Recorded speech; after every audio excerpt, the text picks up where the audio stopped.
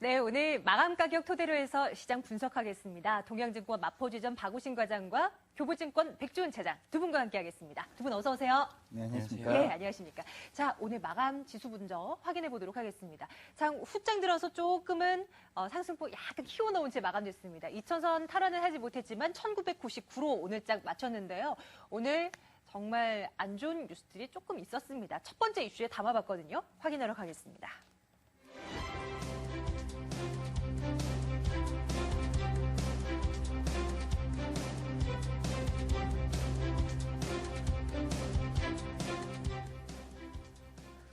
오늘 많은 뉴스들 가운데 경제면을 그 탑을 기록한 뉴스가 바로 이거였습니다. 용산역 이제 역세권 개발 이 부도 처리를 이제 결국 부도를 맞았다라는 소식 전해졌습니다. 앞서서도 이 시각 머니투데이를 통해서도 확인하셨지만 그 피해 금액만 따져본다면 한 1조 원 정도가 될 것이다라는 추측들이 나오고 있고요.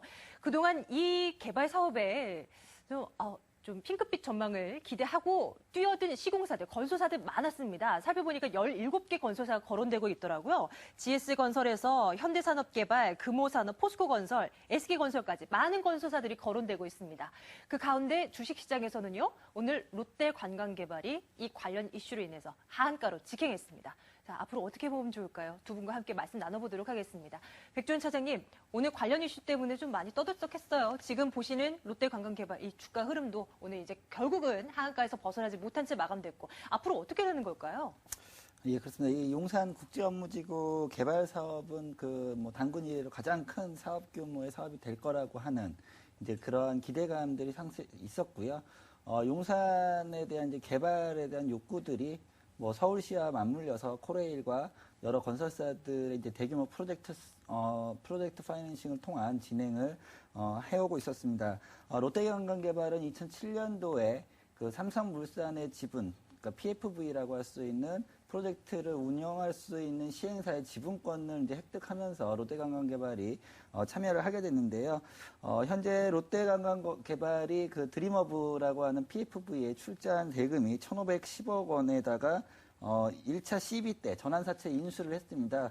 그 PFV가 발행했던 CB를 인수하면서 또 한 226억 원의 인수를 했기 때문에 전체적인 재무적인 그 익스포저가 1,700억 원을 상회하고 있습니다. 현재 회사 자본금 규모로 봤을 때 한 55억 원 수준이기 때문에 자본금이 한 30배가 넘어가는 이러한 이제 손실을 그 익스포저를 떠안고 있다는 부분들이 이제 시장에서 하한가로 직행하게 된 이제 가장 큰 연유가 될 것이고요. 반대로 서두에 말씀드렸듯이 다른 여러 건설사들도 이런 PFV의 출자 방식이던 그 다음에 우회적인 시공 참여의 방식으로 일단 참여를 하고 있지만은 전체적으로 PFV의 출자 지분을 갖고 있는 삼성물산과 롯데관광개발이 가장 오늘 주시장에서 민감하게 움직였다고 판단하고 있습니다. 전체적으로 이러한 이제 재무적인 리스크들이 발생을 하고 있기 때문에 롯데관광개발의 지금 현재 매출액 규모 그다음에 순이익 적자 수준들은 좀 더 그 적자가 이어질 것으로 전망을 하고 있기 때문에 현재 시점에서 투자 전략을 세운다라고 하면 당연히 롯데관광개발에 대해서는 관망이 필요할 것으로 보고 있고요. 보유를 하고 계시다라고 하면 일단은 손절매를 진행을 하시고 이후에 상황을 좀 더 체크를 하셔야 될 것으로 보고 있습니다. 전체적으로 이 사업이 그냥 이 상황에서 디폴트로 이렇게 해서 이어지지는 않을 것이지만 시간이 걸릴 수밖에 없는 문제라고 생각을 하고 있습니다. 코레일과 서울시 그다음에 대한토지신탁이라든지 이런 협의가 필요한 상황이기 때문에요. 그런 측면에서 본다면 롯데관광개발은 관망이 필요할 것이고요. 삼성물산 역시 물론 전체 출자 비율과 재무적인 리스크는 충분히 기업 그룹 내에서나 기업 내에서 해결할 수 있는 수준이기 때문에 오히려 삼성물산 같은 경우는 추가 하락 시에 매수하는 전략을 유효할 것으로 생각하고 있습니다. 아, 그래요? 삼성물산의 경우는 롯데관광개발과는 조금 다르다. 오늘 삼성물산의 차트도 함께 볼게요. 롯데관광개발은 오늘 하한가로 이제 직행했지만 삼성물산도 물론 분위기가 좋지는 않았습니다. 그렇지만 한 1%대 약세로 마감이 됐고요. 오히려 오후장 들어서는 조금은 안정을 찾는 모습이 지금 나타나고 있어요. 지금 보시는 화면은 삼성물산의 분봉 차트입니다. 지금 동그라미 쳐져 있는 부분이 12시네요. 이때를 기준으로 해서 오후장에서는 조금은 만회하는 모습. 백준 차장님, 역시나 그 삼성물산은 그래도 일단 코레일과의 어떤 그 관계가 좀 이렇게 틀어지면서 일단 손을 털고 나온 것이고 지분은 롯데관광개발 쪽으로 완전히 이전된 것이죠? 예, 이전을 하고 이제 일부 지분만 보유를 하고 있고요. 아예 없는 건 네네. 아니군요. 그렇습니다. 그래서 한 출자 자금으로 본다라고 하면 한 600억 원대의 예. 출자금을 보유를 하고 있습니다.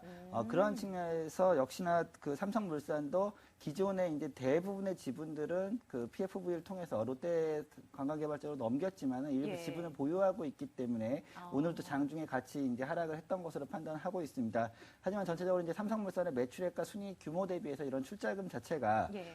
기업의 그 고잉 컨선을 좌지우지할 상황까지는 아니기 때문에 이제 추가 하락 시에는 오히려 다른 사업 부분들과 그 다음에 충분히 커버할 수 있는 재무적인 익스포저를 감당할 수 있다는 수준 하에서는 매수 관점에서의 접근이 가능하리라 보고 있습니다. 그런 판단 때문인지 오늘 저점을 기록했을 때 외국계 자금이 계속 유입되는 모습도 포착이 되더라고요. 함께 좀 점검을 해봤습니다. 박우신 과장님의 생각도 좀 들어볼게요. 건설사들뿐만이 아니라 뭐 예. 오늘 뭐 급락한 롯데관광개발뿐만이 아니라 국민연금도 여기에 투자를 했고 보험사나 은행 쪽의 물량도 좀 많이 들어간 것으로 알고 있거든요. 예. 그러면 이들도 좀 타격이 좀 피하기는 어려운 것입니까? 이제 뭐 국민연금이나 이제 뭐 참여한 보험사들의 이제 손실 규모 같은 경우는 사실 현재 이제 확정하기는 좀 힘들다고 판단을 하고요. 좀 네. 사태의 추이를 조금 지켜봐야 되지 않나라고 판단을 하고 있습니다. 이 사업 자체가 굉장히 그 규모가 큰 사업이었기 때문에 당장 지금 부도가 일단 부도 처리가 됐지만 지속적으로 이제 협의 과정을 통해서 네. 다른 이제 돌파구들이 나올 걸로 일단 예상을 하고요. 하지만 시간이 필요로 하기 때문에 사실 주가 측면에서 이제 민감하게 받아들인다면 특히나 이제 롯데관광개발 같은 경우는 뭐 말씀하신 대로 손절을 하고 빠져나오는 게 맞다고 판단이 되어지고요.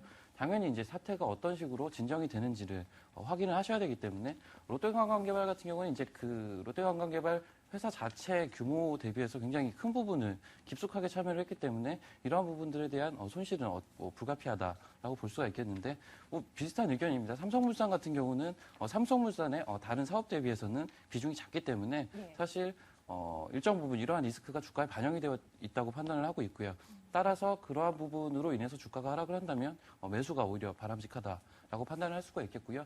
여타 다른 업체들 같은 경우도 그 회사 본업의 규모 대비해서 참여한 비중을 고려를 해서 주가 하락을 했을 때는 일정 부분 매수도 가능한 위치가 있는 종목들이 꽤 많다고 판단이 되어집니다. 하지만 단서가 붙는 거죠. 이 이슈로 떨어지게 된다면 그렇죠. 매력 있다. 그렇죠. 뭐 전반적으로 사실 건설 업황이 지금 좋아지고 있는 건 아니니까요. 이런 이슈로 만약에 급락하게 된다면 예. 매수의 기회로 삼아보는 것도 좋겠다. 예, 이런 말씀. 이슈 점검을 해봤습니다. 두 번째 이슈도요. 그렇게 좋은 뉴스는 아닙니다. 일단 확인하고요. 종목에 대한 전략 세워드리도록 하겠습니다.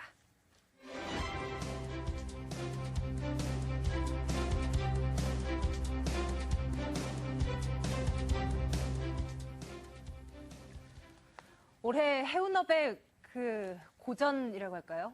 심각합니다. 걱정거리가 이만저만이 아닙니다. 경기 회복이 지연되고 있다 보니까 뭐 배를 이용해서 물동 실어 나르는 것들 물동량은 줄어들고 있습니다. 근데 바다 위에 떠 있는 선박은 너무나 많고요. 뭐 여러 가지 우려들, 빚은 갚아야 되고 나날이 늘어만 가고 있고.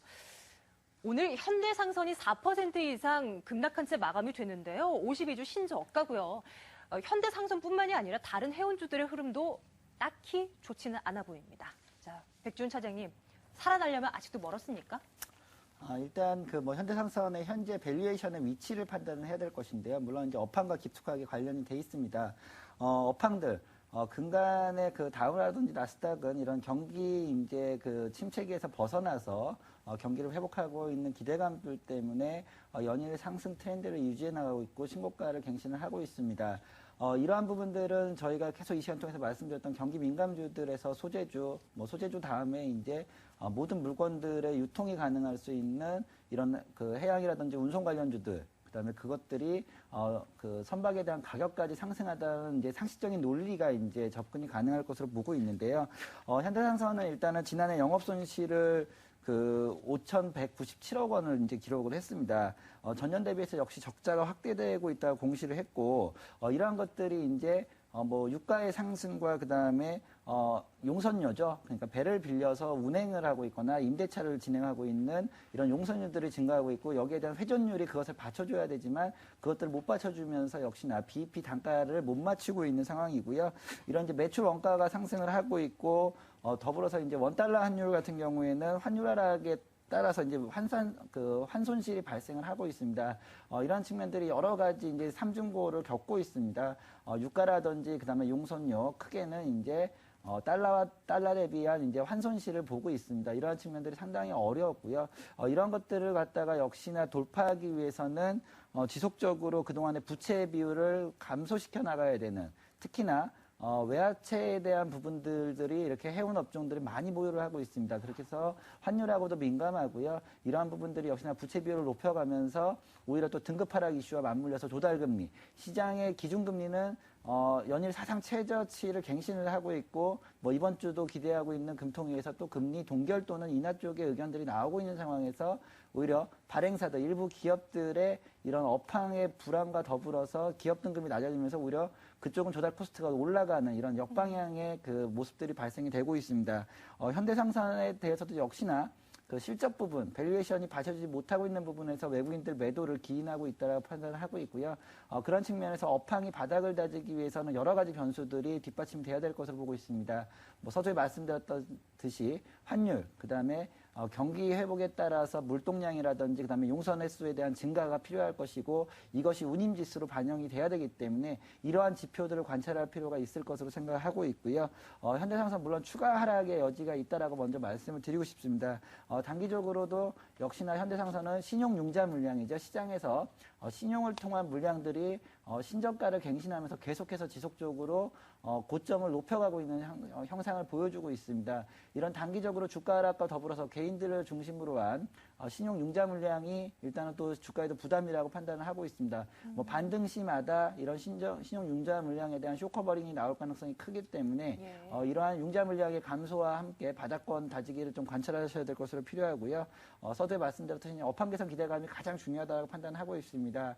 역시 BDI 운임지수라든지 그다음에 유가 부분들, 그다음에 환율 부분들 이 세 가지 변수들을 계속해서 고려해야 될 것으로 보고 있고요. 현대상선은 이런 이제 돌파구를 찾기 위해서 유상증자라든지 우선주에 대한 그 자본시장이죠. 주식시장 내에서 자금 조달을 지금 하려고 하고 있습니다. 이러한 측면에서 이러한 자금 조달이 성공리에 이루어지는지도 역시나 바닥 확인에 대한 근거가 될 수 있을 것으로 판단하고 있기 때문에요. 현재 측면에서 본다라고 하면 자산가치 수준인 한 11,000원에서 12,000원 수준에서는 바닥을 다질 것이라고 예상은 하고 있지만 이러한 세 가지들 변수와 그다음에 자금 조달, 부채 비율의 감소를 같이 좀 엮어서 보시는 것이 좋을 것으로 판단하고 있기 때문에 지금은 역시 시장에서 좀 관찰이 필요할 것이고요. 자산가치인 12,000원대에서 11,000원대에서 이러한 그 요건들이 변화가 된다라고 하면 그때는 좀 장기적인 측면에서의 접근은 가능하리라 보고 있지만요.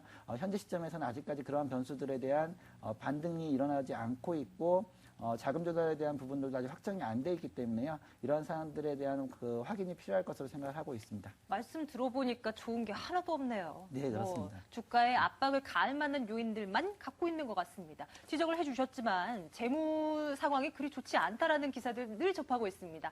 회사채 만기가 이제 곧 임박한다고 하는데요. 4대 해운주들의 그 갚아야 할 빚이 거의 2조 원에 가깝다고 합니다. 현대상선 그 물량 가운데서는 2조 원 가운데서 거의 7천억 원이 넘는 빚을 갚아야 된다라는 얘기도 나오고 있고요. 해운주들에 대한 시각, 박우신 과장님 어떠십니까? 일단 뭐 이 시간을 빌어서 이제 줄곧 말씀을 드린 게 이제 저 같은 경우는 업황이 바닥을 쳤을 때 오히려 이제 주식을 사들어가는 입장인데 조선주도 똑같은 예, 생각이셨잖아요. 마찬가지지만 현대상선은 좀 이제 좀 논외라고 달라요? 볼 수가 있겠습니다. 현대상선 같은 경우는 뭐 말씀하셨다시피 굉장히 영업이익이 안 좋고요. 그 회사채 비중이 굉장히 높습니다. 따라서 네. 재무 상태도 굉장히 안 좋다고 볼 수가 있겠는데요. 현대상선 같은 경우는 이제 과거에 이제 현대 엘리베이터하고 기초적으로 이제 경영권 문제도 얘기가 나왔던 업체이기도 하고요. 따라서 최근에 이제 현대상선이 이러한 이제 자금 부족한 현상을 우선주 발행 상향을 통해서 좀 어느 정도 해소를 하려고 일단 얘기가 나오고 있는데 이러한 부분들도 좀 실현 가능성이 사실 100%라고 좀 보긴 힘듭니다. 사실 지분 관계가 굉장히 얽혀 있는 회사이기 때문에 이러한 부분들의 실현 가능성도 확인을 해봐야 되는 거고요. 동사 같은 경우는 실적과 재무가 동시에 안 좋다는 부분, 또한 업황 자체도 사실 올 상반기까지는 좀 힘들지 않느냐라는 판단이기 때문에 뭐 사실 좋은 게 없습니다. 따라서 동사는 좀 접근하기는 힘들 걸로 파악을 하고 있고요. 네. 수급적으로나 뭐 추세적으로도 기술적으로도 전혀 메리트가 없어 보이기 때문에 동사는 좀 접근하기는 좀 예. 힘든 종목이 아닌가. 갖고 계신 판단합니다. 분들이라도 빨리 좀 정리를 하는 게 더 좀 소가리를 덜하는 방법이 될까요? 예, 일정 부분 사실 지금 손실폭이 굉장히 크실 겁니다. 들고 그럴 계신 거예요. 분들 같은 예. 경우는. 그래서 굉장히 손절이 나가기가 힘든 구간이실 텐데 이럴 때는 이제 분할로 해서 좀 예, 예. 손절을 지속적으로 해나가는 편이 맞다고 판단이 되고요.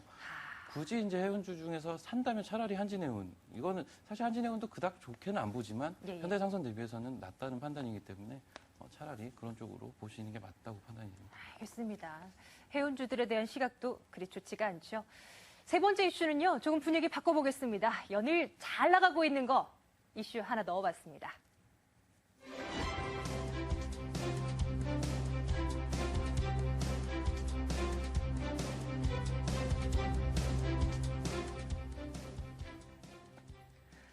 네, 뭐 잠시 쉬어갔다 오르다 뭐 쉬어갔다를 반복하고 있긴 하지만 전반적으로 코스닥 시장의 그 뜨거운 열기는 쉽게 식지는 않는 것 같습니다. 자, 마감 지수 한 번 더 확인하겠습니다. 코스닥 지수 오늘도 1% 넘게 올랐습니다. 어제가 0.6% 정도 올랐었죠? 이제 550선 가까이 올랐고요. 정말 600선 이 기세라면 갈 것 같습니다. 코스닥 지수의 움직임, 글쎄요. 만기 이전까지만 이렇게 올라가는 것일까요? 좀 체크해 보겠습니다. 백준 사장님. 계속 전문가들께서는요, 코스닥 시장 잘 나가긴 하지만, 이제는 만기를 지나고 나면 대형주 쪽으로 보자라는 얘기를 많이 들었어요. 어떻게 보십니까?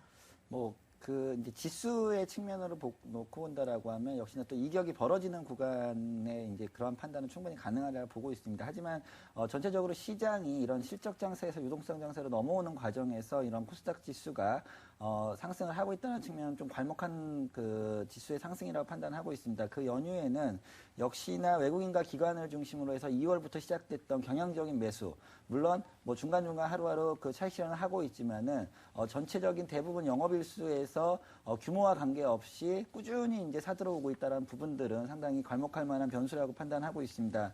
물론 이런 코스닥에 대한 경향적인 매수의 진행의 요인에는 글로벌 정시와의 이제 디커플링에 대한 우려에서 좀 자유롭고, 그다음에 거래소 시장에서의 이런 바스켓 매매라든지 옵션 만기일, 뭐 금통위와 관련된 대형주들에 대한 부담, 그다음에 대형주들에 대한 밸류에이션에 대한 매력도가 떨어지면서 역시나 종목 찾기에 들어가 있다는 부분들이 코스닥 시장의 메리트를 느끼게 해주고 있습니다.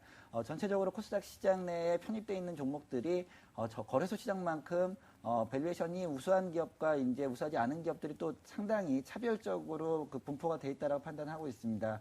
역시나 부가가치가 높은 바이오라든지 기술을 중심으로 한 업종들, 그다음에 온라인 관련한 업종들이 되겠죠. 온라인 게임주도 말씀을 드릴 수가 있을 것이고, 모바일 컨텐츠들도 그런 측면에 들어갈 수 있을 것으로 보고 있습니다.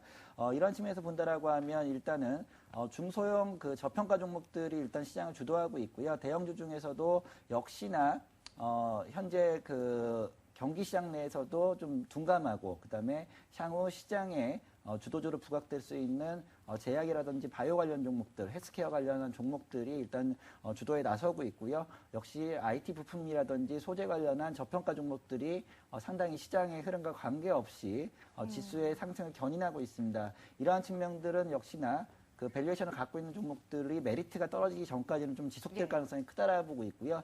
이러한 것들의 반론이 역시나 경향적인 매수들을 외국인과 기관들이 들어오고 있다는 측면들. 만약에 이것들이 다시 한번 개인의 그 수급 주체로 넘어간다라고 하면 조금 이격과다와 또 거품에 대한 얘기들이 나올 수 있기 때문에 이 부분을 좀 관찰 포인트로 삼으셨으면 합니다. 근데 아직도 저평가되어 있는 종목들이 있어요. 저는 이게 많이 오르지 않을까요? 예, 충분히 있다라고 보고 있고요. 예. 이런 이제 코스닥 지수의 그 특성을 살펴보면 역시나 종목을 이제 초이스해서 선택과 집중을 하는 전략들이 많이 보여주고 있습니다. 네. 외국인 역시도 마찬가지고 기관 역시도 마찬가지라고 판단을 하고 있기 때문에 이러한 그 시그널들을 찾아서 좀 선침해하는 전략을 갖고 간다라고 하면 예. 충분히 시장을 비트할 수 있는 수익률을 거둘 수 있다라고 판단하고 있고, 그 근간에는 역시나 IT 관련한 소재와 부품주들이 가장 많이 포진이 돼 있다라고 판단을 하고 있습니다. 조금만 더 들어가 주신다면요. 예, 사장님께서 선택과 집중을 네. 하신다면. 예. 뭐 어떤 IT 쪽으로 관련주들 저희가 이 시간 통해서 계속 말씀드리고 있는데요. 이제 중소형주하고 실적 호전주가 많이 포함되어 있는 뭐 성우전자라든지 그다음에 디지텍 시스템, 심텍 같은 종목들을 말씀을 드리는데요. 성우전자는 역시나 그 휴대폰 시장 내에서 실드캠이라고 하는 정전기를 방지하는 부품 시장 내에서 삼성전자향 그 벤더를 하고 있고요. 예. 그다음에 역시 그 심텍 같은 경우도 PCB 업종이라고 하는 연성 PCB 시장 내에서 시장 점유율을 높여가고 있고 충분히 그 실적 가치와 수익 가치가 우수한 기업이기 때문에 이러한 종목들에 대해서 기관들의 수급과 외국인들의 수급이 계속해서 입지를 하고 있는 것으로 판단하고 있습니다. 알겠습니다. 자, 이제 내일을 위한 준비할게요. 박우신 과장님. 내일 준비하게끔 우리 투자자분들께 전략 좀 세워주세요. 이제 이벤트의 날이 다가왔지 않습니까? 네.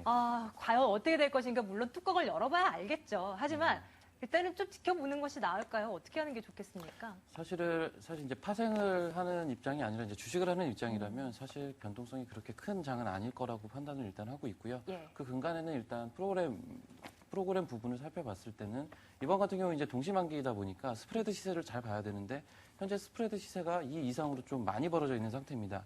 이렇다는 얘기는 프로그램 매도 물량이 롤오버가 될 가능성이 좀 크다는 얘기고요. 상대적으로 스프레드 시세가 낮을 때보다는 롤오버 가능성이 높기 때문에 이러한 부분들의 매물화 가능성 자체가 현재 이미 시장에서는 어느 정도 좀 걱정보다는 좀 걱정 자체가 이제 좀 우려가 아닐까, 그냥 단순한 우려에 그치지 않을까라는 예. 얘기들이 이미 나오고 있는 상태고요. 따라서 최근에 또한 이제 대형주들은 조정을 많이 받은 상태입니다. 2,000선 아래까지 조정을 받았고 그동안 이제 활발한 종목 장세가 펼쳐졌었기 때문에 이러한 부분들은 시장에 큰 부담으로 작용하기 좀 힘들다고 판단이 되어집니다. 따라서 이제 대형주 같은 경우는요, IT 섹터 위주로 해가지고 종목을 담아가는 전략이 맞다고 판단이 되고요.